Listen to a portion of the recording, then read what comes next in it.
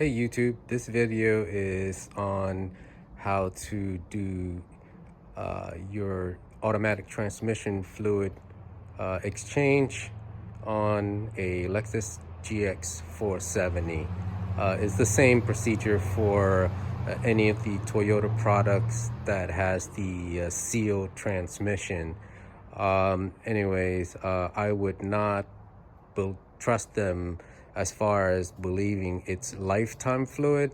This is just really simple, and I'll show you the setup here. All right, so first thing is, you take the front cover off of here, and then that exposes the front transmission cooler. I'm not sure if every GX comes with the transmission cooler or only the towing package does, but anyways, so what I did was I just disconnected this line that was connected to here. So the flow is from here into this line, and it goes in back to the transmission. So I have this line connected to my hand pump, okay, that I'm gonna push fluid in later. And then this line is connected to a hose that runs down to a container down here.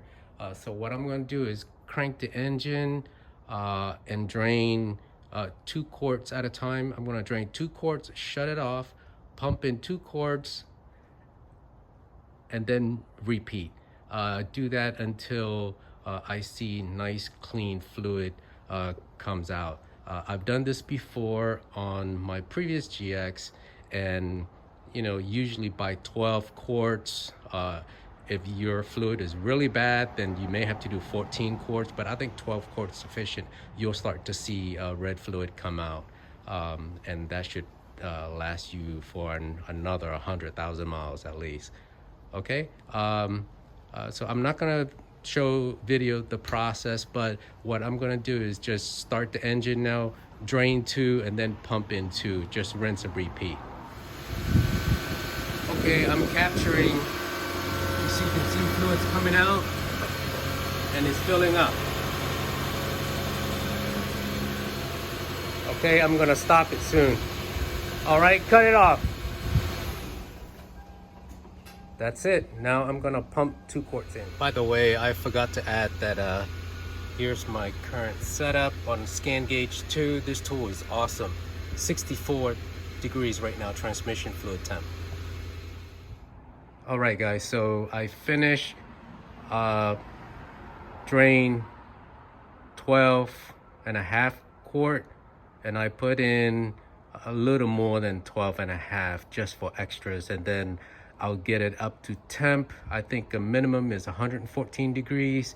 I'll get up to temp, and then I'll open the overflow screw at that point. Okay, but here's the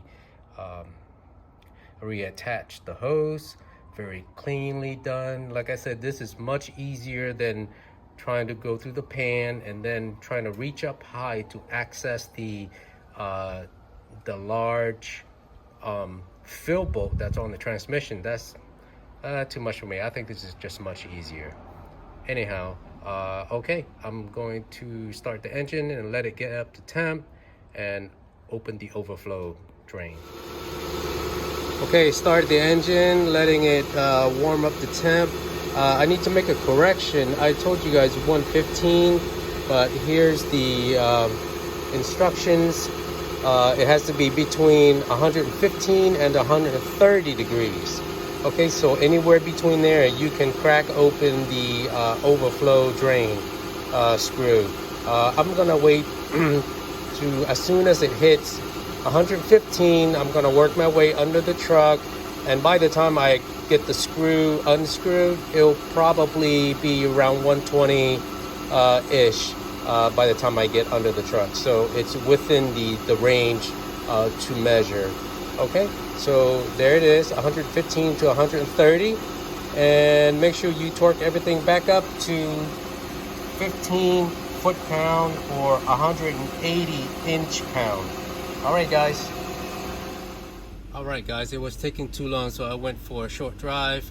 There it is, 116. Okay, I'm gonna work my way down underneath the truck now.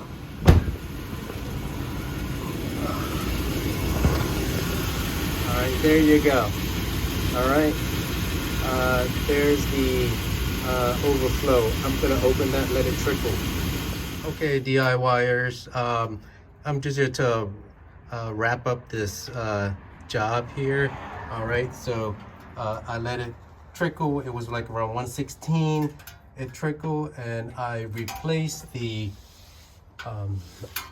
overflow drain bolt over there.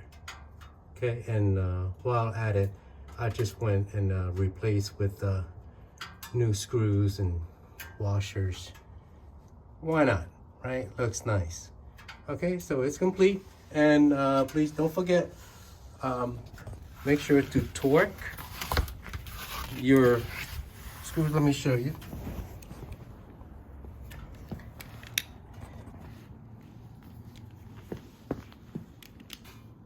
There you go. So I have this nice, it's a CDI quarter drive torque wrench. It's really nice. Okay, so but whatever you have will work. Don't take a guess on the transmission pan. It could be expensive to replace. So make sure you torque it to 15 foot-pound or 180 inch-pound. Okay, so that wraps up this DIY. Good luck, and if you have any comments, please drop me a line below, and I will respond to you. Thank you. Bye.